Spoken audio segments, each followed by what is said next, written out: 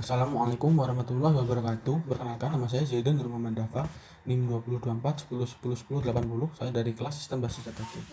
Di sini saya akan menjelaskan tentang modul 4, yaitu tentang implementasi desain basis database.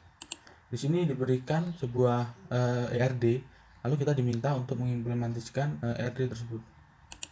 Untuk tugas di modul 4 ini ada 3, yaitu yang pertama, implementasikan ERD laboratorium secara lengkap. Yang kedua, untuk setiap tabel isikan minimal 3 baris data. Yang ketiga, pada tabel persimpanan detail peminjaman untuk primary key gunakan bar relationship, di mana foreign key dari tabel peminjaman dan barang dikombinasikan dan dijadikan primary key. Oke.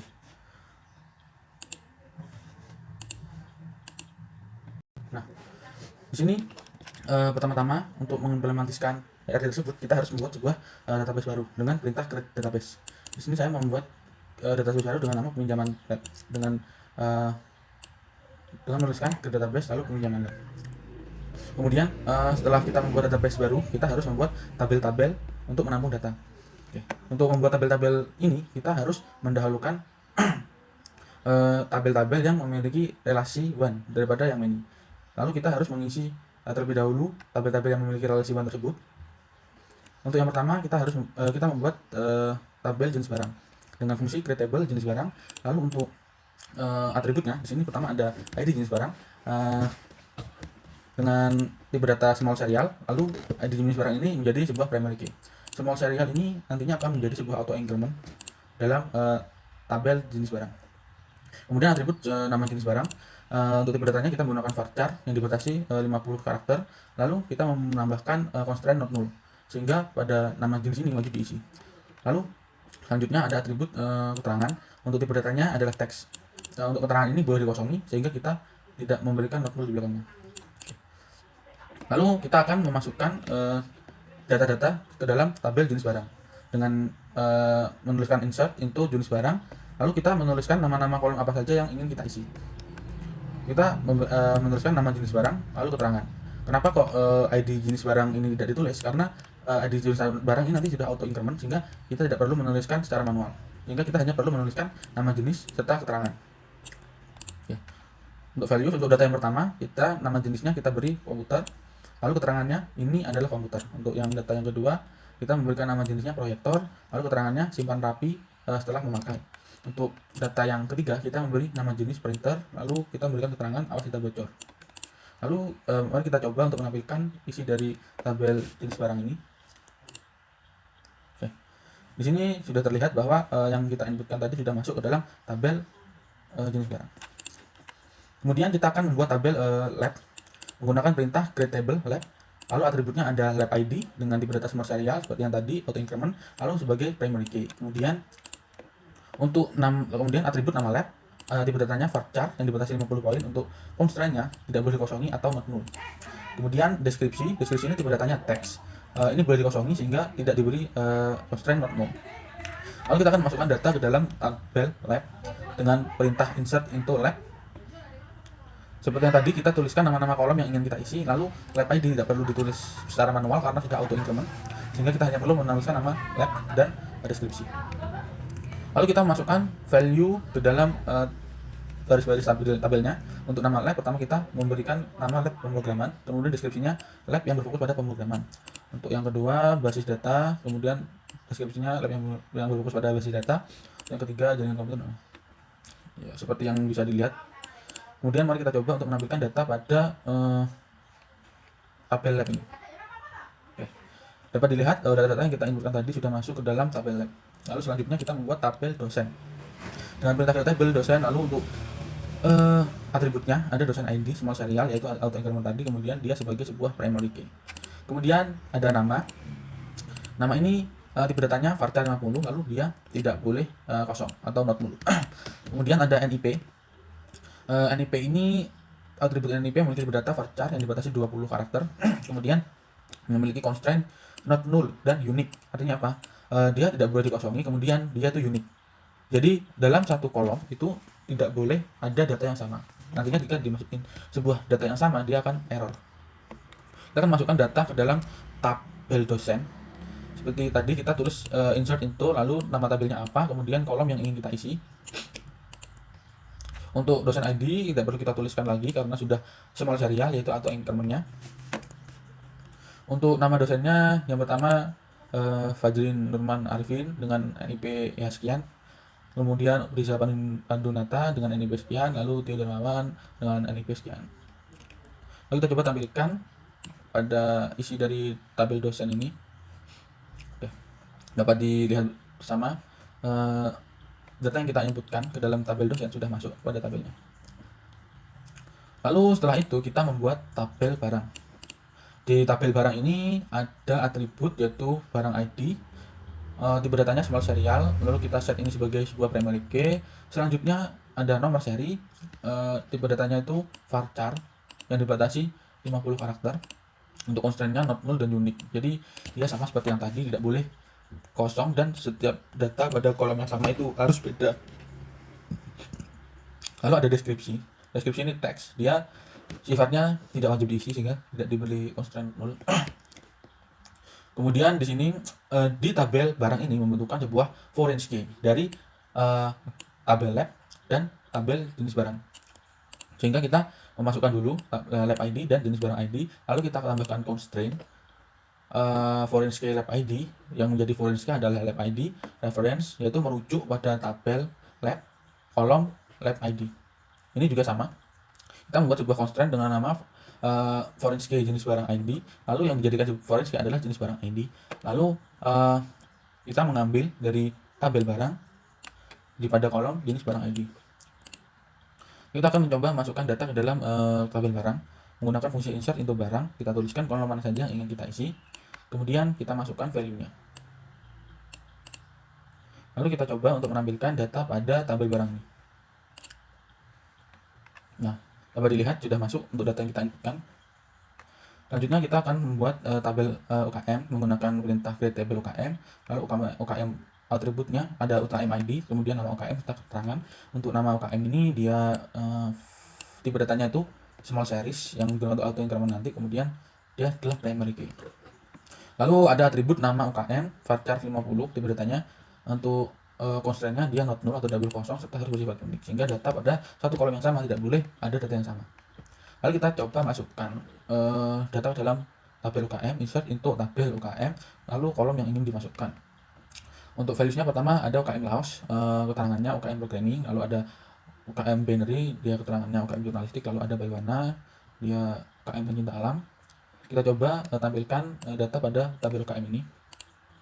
Oke, dapat kita lihat untuk data-data yang kita masukkan tadi sudah tampil di tabel UKM. Kemudian kita membuat tabel kepala lab. Di tabel kepala lab ini ada atribut pertama tanggal mulai, dia ini tipe datanya date, kemudian dia not null, ini harus diisi. Kemudian tanggal selesai, dia tipe datanya juga date, tapi pada tanggal selesai ini dia tidak wajib diisi. Kemudian ada status, dia tipe datanya varchar, not null. Status ini kenapa kok varchar? Status ini nanti hanya dilambangkan oleh 2 karakter, kalau enggak 0 ya 1. Jadi nanti jika dosen itu atau kepala lab itu aktif, maka nanti dia bernilai 1, kalau tidak aktif nanti dia bernilai 0. Lalu pada kepala dosen ini dibutuhkan dua foreign key, yaitu dari lab kemudian dari tabel dosen. Lalu kita membuat sebuah constraint baru dengan nama fk lab ID, lalu yang dijadikan constraint adalah lab ID. Kita mengambil dari tabel lab kolom lab ID. Kemudian untuk tabel dosen juga sama, kita membuat constraint foreign key dosen ID, lalu yang dijadikan foreign key adalah dosen ID, lalu referensinya kita mengambil dari dosen, tabel dosen, kolom dosen ID. Lalu pada tabel kepala lab ini yang dijadikan primary key adalah lab ID dan dosen ID. Jadi dia dikombinasikan untuk menjadi sebuah primary key. Oke, di sini kita coba masukkan data ke dalam tabel kepala lab. Kita coba tampilkan datanya yang sudah dimasukkan tadi. Oke, di sini tampil bahwa pertama tanggal mulainya itu tanggal 15 bulan 5 tahun 2015, lalu statusnya 1 berarti aktif. Lalu lab ID-nya 1, tadi 1 itu lab pemrograman dan dosennya itu 2 tadi siapa ya, tadi kan ada sudah kita masukkan di dosen, ada yang dosen ID-nya 2, jadi nanti ngambil ke sana. Kemudian kita membuat tabel kegiatan ini isinya ada atribut kegiatan ID, nama kegiatan keterangan, tanggal mulai, kemudian tanggal selesai UKM ID. Untuk kegiatan ID ini dia tipe datanya smart serial, dia sebagai sebuah primary key-nya. Kemudian nama kegiatan dia varchar tipe datanya 50, lalu dia not null atau harus diisi. Kemudian untuk setiap kegiatannya itu namanya harus beda sehingga menggunakan constraint unique. Kemudian ada keterangan ini tipe datanya teks dan wajib diisi. Kemudian ada tanggal mulai ini tipe datanya date dan wajib diisi atau not null. Kemudian ada tanggal selesai ini juga date dan not null atau harus diisi.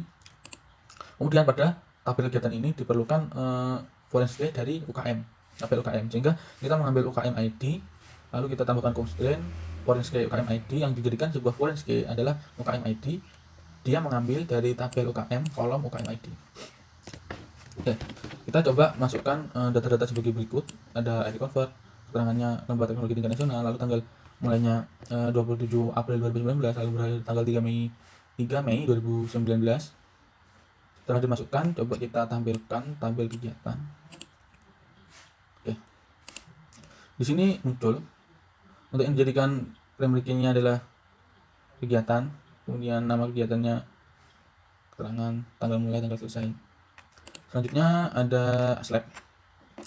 ASLAB ini ada atribut ASLAB ID, small serial, kemudian ada name, dia varchar 20, not null dan unique, artinya setiapnya harus beda. Lalu ada nama varchar, kemudian ada nomor HP, varchar 20, not null, unique, harus diisi dan beda tiap barisnya. Kemudian ada lab ID, ini di tabel ASLAB dia membutuhkan foreign key dari tabel lab, sehingga kita mengambil lab ID lalu kita tambahkan constraint dengan nama foreign key lab ID yang dijadikan foreign key itu lab ID. Kemudian dia mengambil dari tabel lab kolom lab ID, lalu kita masukkan data ke dalam tabel ASLAB pada kolom name, nama, nomor HP, dan lab ID. Lalu kita masukkan data sebagai berikut. Kita coba tampilkan.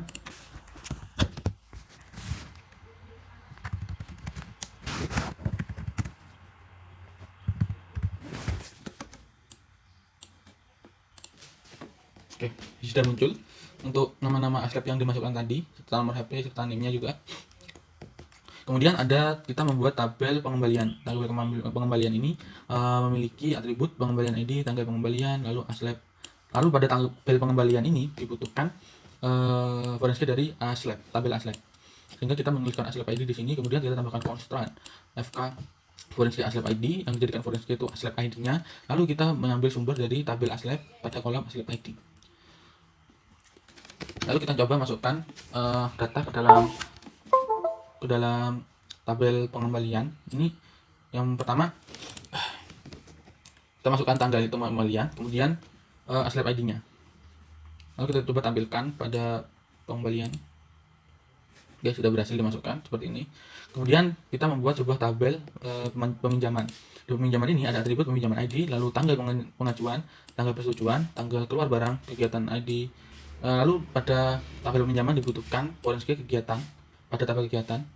Lalu dibutuhkan juga foreign key dari tabel ASLAB. Lalu kita berikan constraint-nya untuk foreign key. Kita coba, lalu kita masukkan di peminjaman. Kita perlu masukkan tanggal pengajuan, tanggal persetujuan, lalu tanggal keluar, tanggal kegiatan ID, lalu ASLAB ID-nya.